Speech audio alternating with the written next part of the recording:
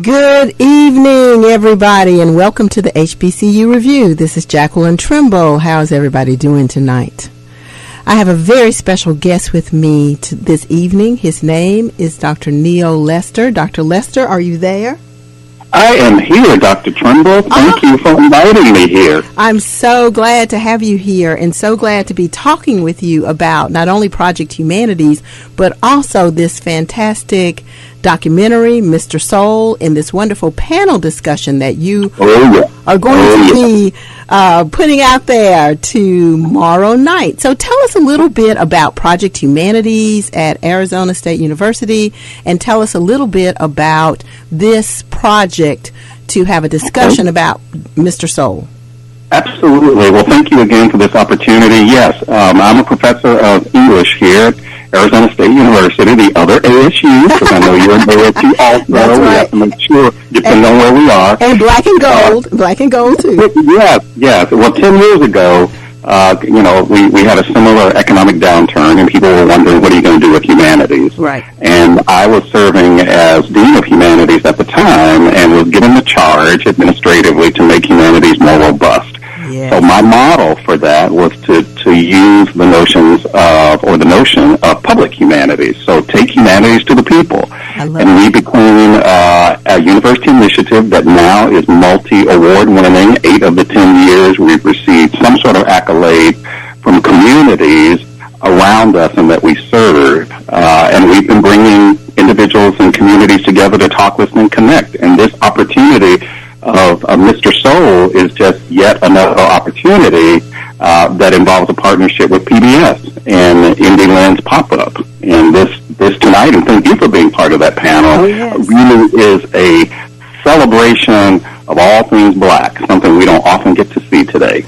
I love this idea of public humanities, of taking the humanities to the people. And in many ways, Mr. Soul and what Ellis Hazlip did with that program is exactly what he did. He took humanities to the people. Isn't that great? He did, and I love the fact that he defied or challenged these notions that dancers have to stay in that corner, right, or artists have to stay in that corner, and poets. He brought it all together, saying we are, as Audre Lorde would say, we are not single-issue people. That's right. And Sangay talked about that. This is who we are and how we do who we are. So this is not your first partnership with PBS. So no, it isn't. Talk a little bit about your relationship with PBS.org or Indie Lens. Yes. Project Humanities was one of 75 organizations across the country, not all, universities or colleges, some museums, libraries, that were asked to create critical audiences. So typically what would happen is that we would get these films before they are aired. Right. And the idea is that we bring together a panel of experts and we have a conversation so that by the time people see it publicly broadcast, they will have a slightly different attitude and response to it than if they just sort of see it and watch it at home with their family, although that seems to be a rarity now, watching things at home with other people. Because we were typically watching it on a screen by ourselves. But that was the spirit of it. And this is, I believe, our 6th year of that partnership. And it has been wonderful because the range of documentaries is so diverse. And I rarely use that phrase, so diverse. Yes. And the quality is consistent. It's really good. Everything from autism and love to the history of HBCUs to this one we got tonight, Mr. Soul, that just gives me all kinds of feels, Dr. Trimble. You know what, Dr. Lester, I've watched it a couple of times now, and I laughed, I cried, it made me want to get up and dance. It is fantastic. And surprisingly just as relevant in 2021, maybe even more so than it was in the end of the 60s and the beginning of the 70s.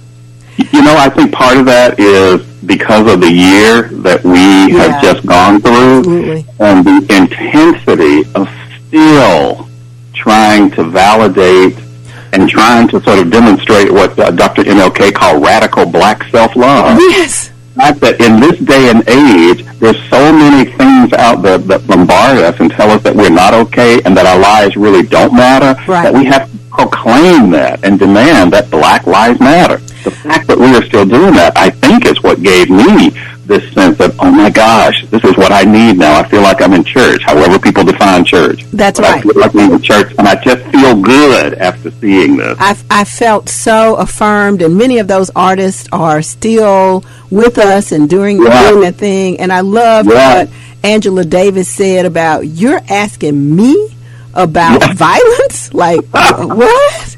Do you know the history of my people?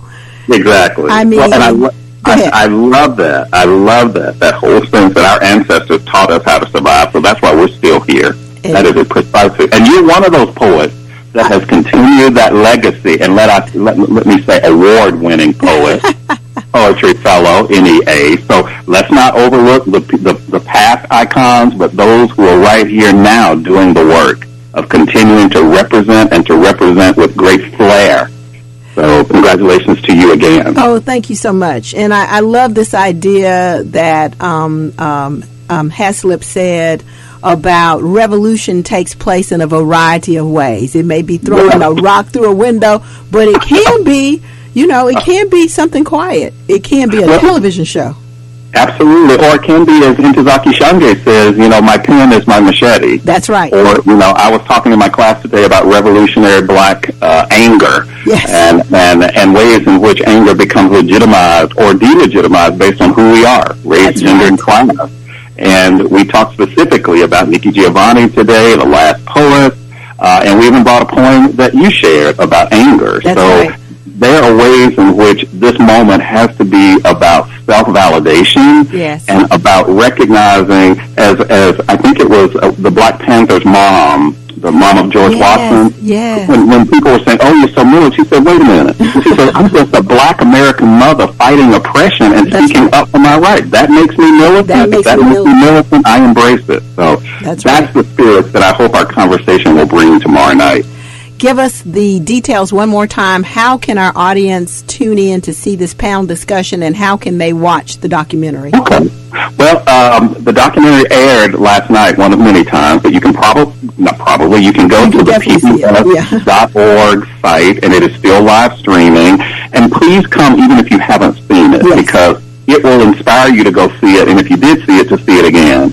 You can also register, because we do want people registered. We don't want people Zoom bombing and like we do photo bombing, just dropping in. Because this is precisely the kind of program that people who don't want to see it or to witness it might want to disrupt. So go to projecthumanities.asu.edu and look under events, and you'll see it there. So just register. It's free. It's virtual. And people will see it ahead of time and then come and discuss it for an hour and a half. And I can't wait to hear what you have to say to add to the wonderfully distinct panel of experts tomorrow night. Dr. Lester, thank you so much for the revolutionary work you're doing with the humanities. And thank you for sponsoring this amazing program that we're about to have tomorrow night. Well, all I say is about talking, listening, connecting, and there's so much potential and possibility in that we often overlook it. So thank you. I look forward to the conversation and invite your listeners down in Montgomery and beyond to come and join us tomorrow night. It can be a family affair. Absolutely. All right. Y'all heard it. Tomorrow night, Wednesday night, and we will post that information again on our Facebook page. Thank you so much, Dr. Lester. Thank you. Have a good evening. Bye-bye. Bye-bye.